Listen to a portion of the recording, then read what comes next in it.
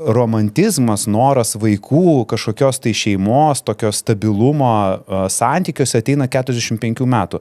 Kodėl atsirado tas toksai 25 metų gepas? Ir kaip tu sakai, gamta, tai, prieš gamtą tu nepašokinėsi, ta prasme, taip sudėliotas yra fiziologiškai moters kūnas, žinai, yra būtent, kaip tu sakai, kiaušinėlių rezervas ir jisai baigėsi ir viskas, basta. Tai kodėl pasikeitė psichologinė ta būsena, nors gamta tai nesikeičia? Kur čia atsitiko tas, žinai, klikas? Tai feminizmas.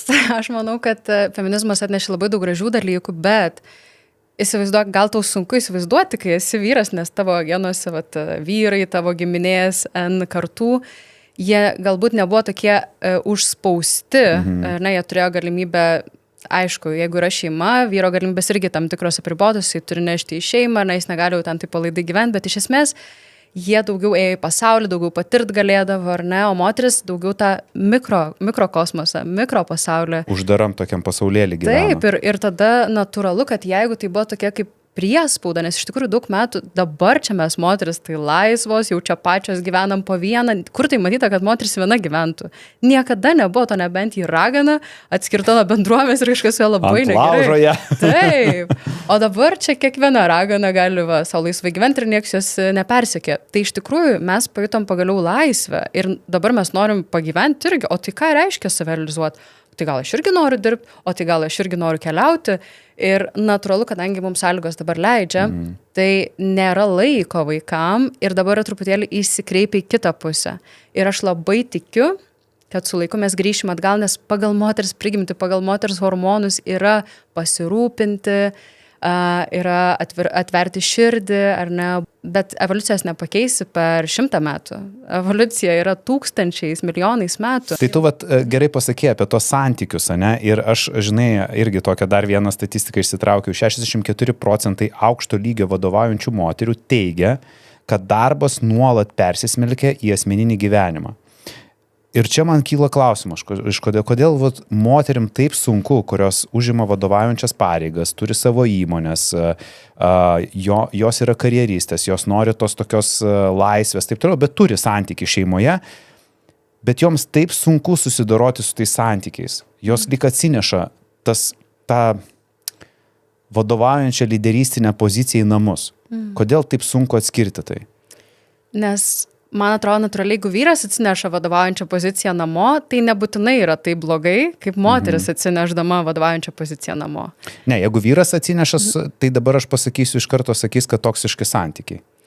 Bet iš principo moteris nori, kad vyras vestų. Tai jeigu jis atsineša tą savo buvimą, ne tą toksiškumą, kur jis pradeda vadovauti moteriai, bet atsineša tą poziciją, tai atrodo fainai. O ką turiu omeny poziciją? Tai reiškia savo kažkokią tai nuomonę. Taip, turi nuomonę, turi savo ašį, stabilumą, nėra taškomas, ten emociškai nepradeda rėkauti, šūkauti, daužyti lėkščių namie, ar, žodžiu, moters kažkaip kaltinti už savo nelaimės, ar ne, tai man atrodo, kad tai labai sveika vyrui, kai jis grįžta iš darbo namo, ar ne, jis jaučiasi užtikrintas, nes jis ten turi kam vadovauti, ir ne čia jis labiau atsipalaiduoja, bet atsineša tą ramybę. Gerai, o tada kaip moteris turėtų elgtis grįžus namo? Jo, o moteriai yra sunkiau, nes iš moteris tikimasi, kad jį grįž, bus atvira širdimi, priims, apkabins, žodžiu, paguos, kad ir kas nutiko, ir kad vyras galės pailsėti namuose.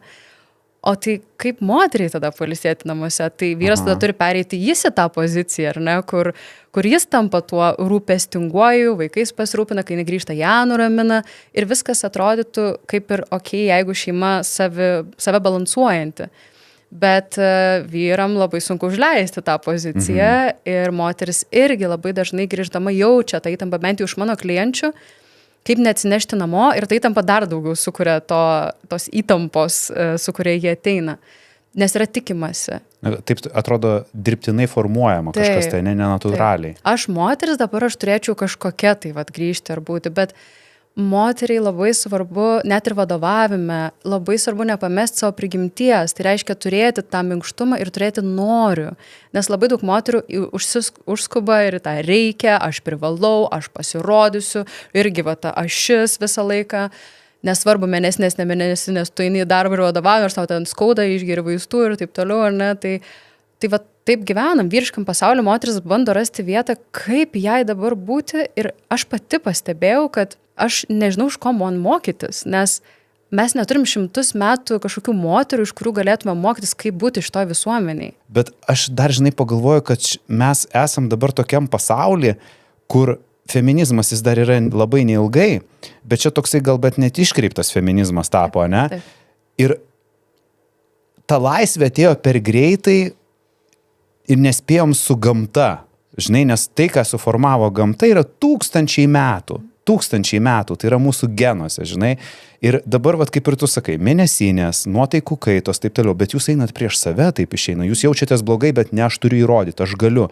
Vietoj to, kad, pavyzdžiui, tas porą 2-3 dienas, pavyzdžiui, tikrai parodyti savo silpnąją pusę ir pasijaus blogai, galbūt mažiau dirbti, galbūt paprašyti pagalbos, bet ne, aš galiu. Kodėl tas noras yra, vat, ne, žinai, net aš išsitraukiau įdomią statistiką, 42% atvirai pripažįsta moterų, kad joms gėda partneriui pripažinti savo emocinės problemas. Beveik pusė moterų bijo jau pripažinti savo emocinės problemas savo partneriui, mylimam žmogui, su kuriuo gyvena. Jos nori būti stiprios, jos nori pasirodyti stiprios.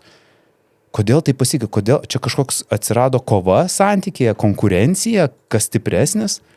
Tikrai taip, konkurencija atsirado ir labai daug bent jau veiklių moterų patiria tai santykios ir dėl to suranda silpnesnį partnerį, kad būtų mažiau konkurencijos, kuris būtų labiau silpnesnį, tai labiau emocingesnį, labiau tokį palaikantį, rūpestingą, kad jinai nesijaustų blogai, nes jis tada sugeria tas emocijas. Tai taip yra dažnai. Nes anksčiau taigi buvo, žinai, vyrus kaltindavo, kad jie vat neatsiveria, jie visą laiką uždari, nesupranta emocijų, ten taip toliau, dabar biški sukasi, taip žinai, ir kad vyrai dabar perima šitą sritį.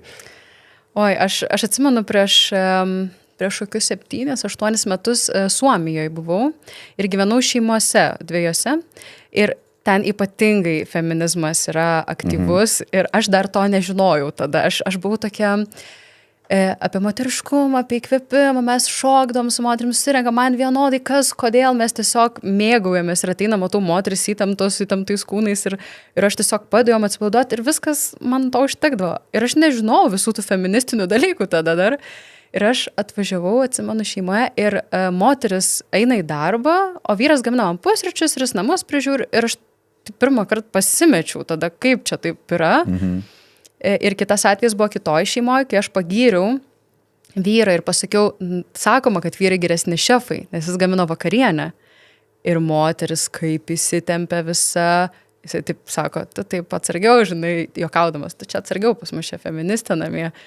Ir aš pasijutau tokia atstumta, tada ji taip supyko ant manęs, nes aš įvardinau, kad vyras tarsi kaip stereotipą tokį, ne, kad vyrai dažnai yra geresni šefai. O tiesiog noriu jį pagirt. Smagu, kad pažiūrėjote šį trumpą klipą iki pat pabaigos. Todėl kviečiu visus pažiūrėti pilną epizodą štai čia arba ieškokite nuorodos aprašyme.